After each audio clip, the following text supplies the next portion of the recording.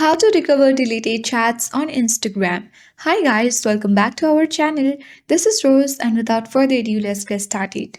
Launch Instagram app on a device.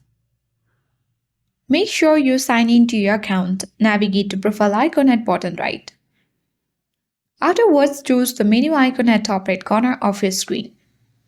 Select Account Center.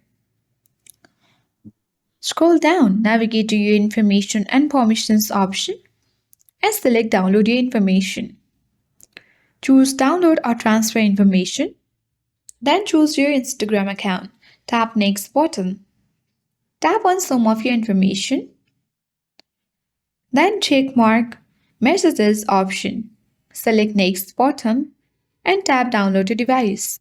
Then enter your HTML and then email address and you have to create the files. After that, your information will be prepared for download. Once it gets downloaded, you can easily access it from your file manager and then recover deleted chats on Instagram.